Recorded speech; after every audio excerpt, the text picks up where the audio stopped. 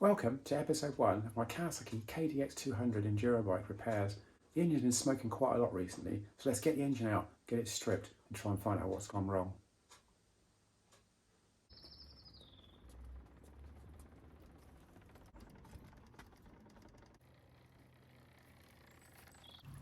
I hadn't ridden my KDX200 for quite a while, and I remember the last time I rode it, it was absolutely smoking so bad you couldn't see up the road behind me, so I thought I've got to do something about this. Perhaps it's the crankshaft oil seals, I'm not sure, so I need to take it apart and have a look inside. I restored the Kawasaki back in 2007, and I've ridden it quite a lot in enduros and trail riding, and it's kept its condition really nice, and I really like the bike, so now it's time to get the engine out, have a little look inside and see what's wrong. It's a really nice bright winter's day, so I think I'll start working in the garden while the sun's shining. So the first thing I need to do is drain out the oil from the gearbox. I loosen the sump nut and the oil drains out golden brown, like brand new. So while the oil's draining, I start to remove the kickstart and the brake pedal. These come undone easily with a single nut in the centre and the kickstart pulls off on a spline. And the brake pedal also has a single nut and a spring, and that just pulls off as well.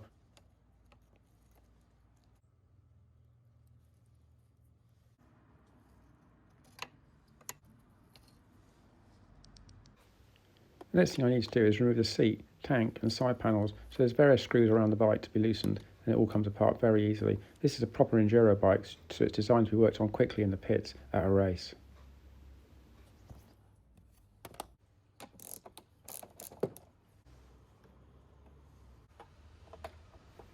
There we go, that's that all off. So the next thing to remove is the exhaust. So first of all, loosen the two screws at the back and remove the silencer. This just pulls off the stub.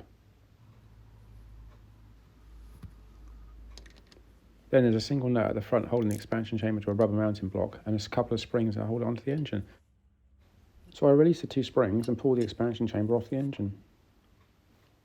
With the expansion chamber removed, the next thing I do is remove the clutch cable. This is easy to do with a pair of pliers and a spanner.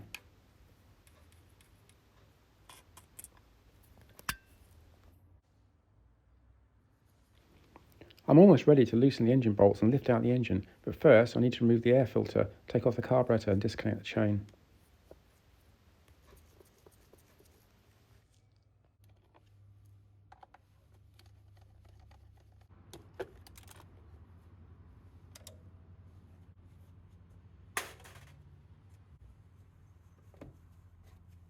The carburetor has a chrome-plated brass slide and quick-action throttle.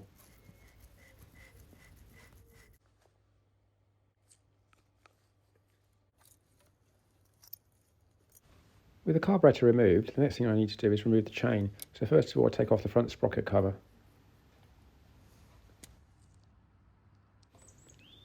I then remove the split link and pull off the chain. So now I'm all ready to loosen the engine bolts to lift out the engine. There's several plates, one at the top, one at the front, and a long bolt underneath, and some engine protector bars. When I restored the bike in 2007, I had all the bolts zinc plated and then put together with grease. Now I don't use this bike in the winter in the salt, so they haven't gone rusty, which is a nice thing. So they'll come undone really easily. Charlie Weaver likes to watch proceedings in between the tipple or two. The last bolt to loosen and remove is the swing and arm spindle. This clamps the rear of the engine through the swing and arm to the frame. So now I can lean over and lift the engine out. It is really light. I barely notice I'm lifting anything really. It just lifts straight out onto the floor.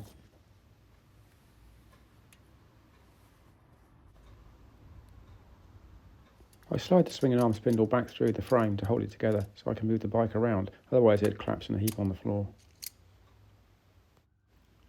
I look around and notice that Tracy's brought me out a nice cup of tea while I was working. I was concentrating so hard that I didn't even notice. With the engine sitting nicely on the floor, I loosen off the 5 head nuts, and then I can remove the cylinder head and look at the piston. Initial impressions are really good. The combustion chamber's clean, the spark plug colour's nice, and the piston feels really smooth in the bore. These barrels have got Nickel coated bores, they're not actually got an iron liner, so it's really important that the surface is really clean and nice, as it has to be redone, and that's quite an expensive job that I can't do in the garage.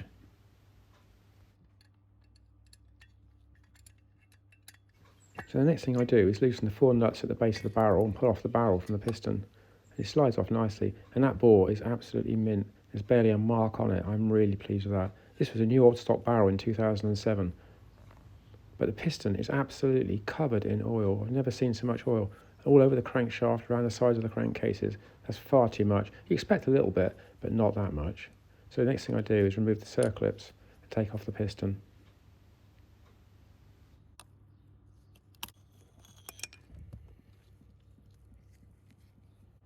The gudgeon pin looks nice and smooth with no obvious wear. And underneath the piston it's virtually clean with no burnt on carbon, which is a really good sign, but it's absolutely covered in oil. And look at that on the crankshaft where I've just rotated it a little bit. It's picked it up from in the bottom of the crankcases. Well, this is definitely the cause of the excess smoke, all this oil in the crankcases, but where's it coming from? We'll have to strip the bottom end to see. So now I lift up all the parts and take them into the garage.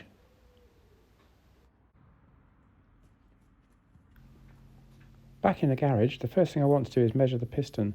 It looks in quite good condition, but you can't really tell until you actually measure it with a micrometer. And when I actually do, it's 65.92 millimetres, which is a little bit worn down, but within its service limit of 65.80. So it's okay to go again, but if I could find a new one online, I'll get one. I removed the old piston rings because I've got some new old stock rings to fit if I reuse this piston. I tried the piston back in the barrel without the rings, and it feels really nice with barely any play, and the engine didn't rattle when it was running. The big end feels quite smooth, but we can examine that more closely when I take the crankshaft out of the engine. I'll get a piece of thin rubber pipe, poke it down into the crankcases, and then stick that in my ear, and then what I can do is put the airline on the breather pipe from the gearbox and give it a gentle pressurisation. If I can hear any hissing, it shows there's a leaking past the seals, or the crankcase joint, or both. So I pressurise the crankcases gently, and yes, I can hear hissing. It's bubbling out at the bottom, you can hear it really clear in my ear. So then I go around to the oil seal on the kickstart, and that is also leaking. So then I check the gear change lever, and that's leaking as well, and the output shaft. So basically all the seals are gone, but then it was built in 2007. So the first thing I'm going to remove is the generator cover, followed by the generator. This is an external flywheel generator on the KDX200, and the taper can be really tight, so I have to use my special 3-legged puller to remove it. I made this 3-legged puller when I was an apprentice, over 45 years ago, and I've used it on most of my engine builds. It works really well. In this application, I removed the 3 legs and using 3 cap-head screws that screw into 6 threaded holes in the flywheel, then I can tighten up the centre nut, give it a little tap with a hammer, and it breaks the taper and it pulls straight off. So now I can remove the extractor from the flywheel and take the flywheel off the engine. I'm really pleased to see that the flywheel looks virtually brand new and the magnets are still stuck in place firmly. So now I can remove the stator plate and its coils.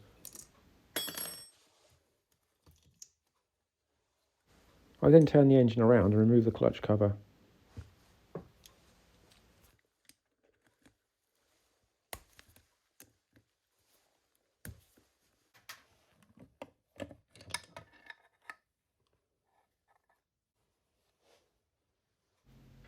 I remove the kickstart oil seal with a screwdriver and it looks quite worn. The next thing to remove is the clutch, so I pull out the central release bearing, loosen the central nut and undo the 6 screws. I gradually let the pressure off the plate by loosening the screws evenly. Then the clutch can be pulled straight off the shaft, being careful not to drop any shims behind.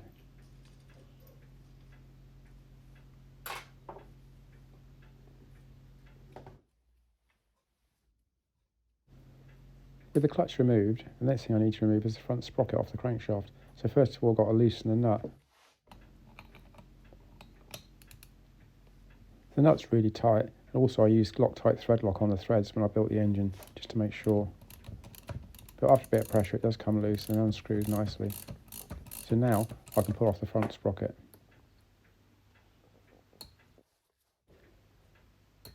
I feel the sprocket and it's really tight on the shaft. It's not a taper, it's just a parallel shaft with a key. If I use my 3-legged puller to get it off, this makes light work of the job. And here you can see, tightening up the central screwed rod and the sprocket is pulled straight off the crankshaft just nicely. But then I can feel lots of up and down play. I can actually see it with my eyes. This is really bad. gear selector shaft pulls straight out of the engine freely. And that looks in good condition. So now I can remove the circlip holding on the idler gear and remove the idler gear and its two shims. And then pull out the kickstart mechanism in one piece. So finally I can start loosening off the crankcase screws to separate the crankcases to look inside. With all the screws removed, I tap the crankcases apart with my rubber mallet, gently tapping on the shafts to loosen them from the bearings. This should be a sliding fit. With the crankcases apart, I can lift out the crankshaft, and then I notice all this oil in the bottom of the crankcase on the right hand side. It's just sitting there.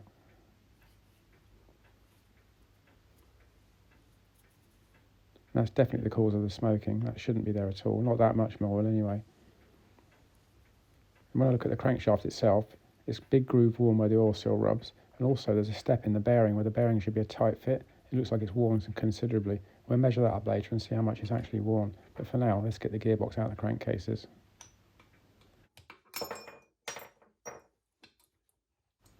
The gearbox has to be removed as a whole assembly with both shafts at the same time.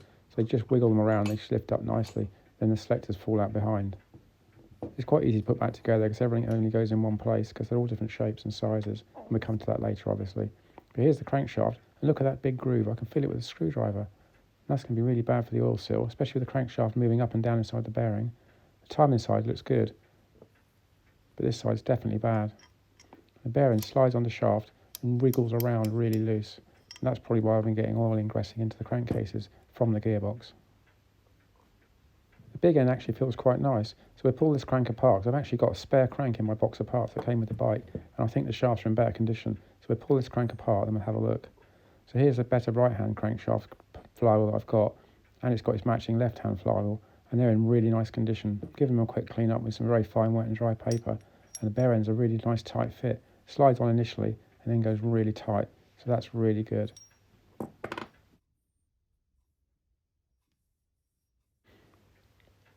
And here you can see the journal is virtually unworn, with barely a witness mark where the oil seal rubs, and where the bearings fit there's no wear at all, so that's really good. So now let's pull the other crankshaft apart.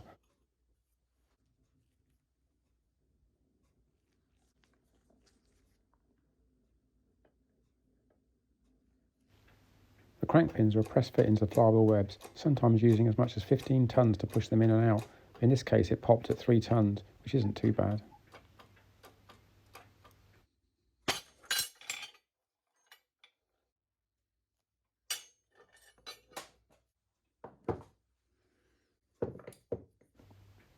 With the crankshaft split I can get a better look at all the components and check them for wear.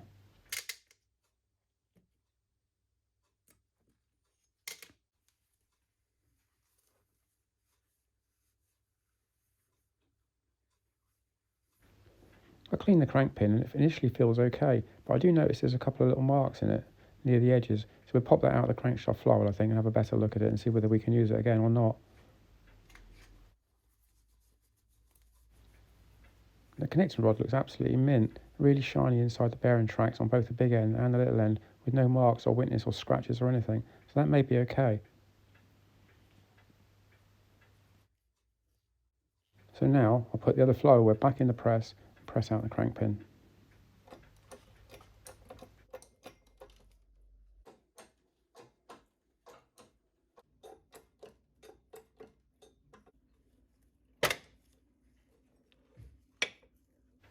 With the crank pin removed and wiped with a cloth, you can clearly see the wear. There's 2 deep grooves at each side where the thrust washers have worn their way through with time with the centrifugal force, and also they've worn their inside diameter large as well, which is no good, so I'm going to have to order a big end assembly with connecting rod. Even on the sides you can see wear where it's been rubbing on the needle roller bearing cage. This is proper worn out. Just out of interest, I then assemble the crank pin and con rod assembly into the vise so I can measure the up and down play. I've got 0.05 of a millimetre, which is actually past its maximum wear limit, and the crankshaft is 0.07 down on diameter, which is really worn out. I then measure my spare crankshaft journal, and that is much better, just slightly under 25 millimetres.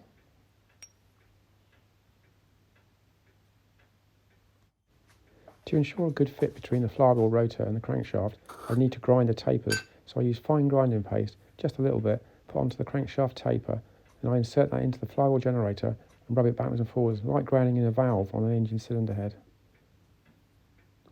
So you put the flywheel on, a little bit of pressure, rotate backwards and forwards for several minutes until you get a nice grey finish on the crankshaft when it's wiped with a cloth.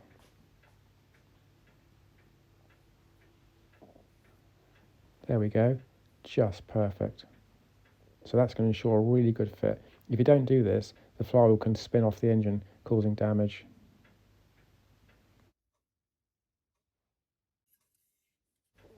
I then clean both parts with brake cleaner to remove all traces of the grinding paste. The next thing I need to do is remove the main bearings from the crankcases. So first of all, I warm the crankcases up gently with my blowtorch, so just sort of hot really, hand hot is good enough, just enough to expand it a little bit to make it easier to tap out. Then I use my pin punch and tap them out gently. I'm not going to be reusing these bearings, so it's okay to hammer them out with a punch. They actually feel quite nice, but I won't be using them again, they'll go straight in the bin. And now to punch out the seal. This is also going to be replaced. With the bearings and seals removed from the crankcases, I've had to order a new connection rod assembly, new bearings and new seals, and they're due in the post in a few days. So in the meantime, I thought I'd clean up the crankcases and give them a bit of a respray to make them look nicer. I give the clutch cover a gentle rub down with some 320 grade Abranet cloth so it's a nice dull finish all over. Then that would be a nice key for the paint to stick to. In the ideal world, I have these sandblasted and powder coated or wet sprayed, but this is my dirt bike and I do use it a lot and it gets scratched anyway, so I'd rather just do it myself in the garage. With all the preparation done and masked up, I take the parts outside to put into my barbecue to warm up prior to painting. It's always a good idea to warm them up because then the paint sticks nicely and dries quickly. It also sort of bakes it onto the surface.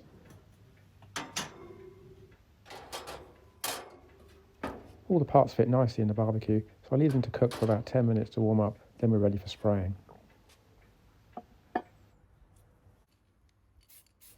I dust the paint on lightly, building up the layers gradually until I get a nice shiny surface. Then I put the crankcases back in the barbecue to dry off. As I pass the back door, Tracy brings me out another cup of tea. That is so nice. With the crankcases drying, I proceed to spray the side cover and cylinder head. I'm not going to paint the barrel because that was new old stock back in 2007 and still looks mint.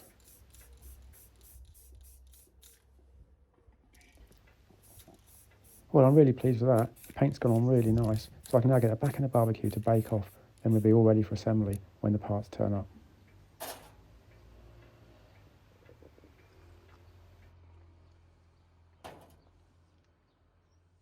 Well, thanks for watching. I hope you enjoyed it. And when all the parts arrive, I can start getting the engine back together in the next episode. We only had one hedgehog visit last night. He spent most of the time standing in the water whilst drinking. Very strange.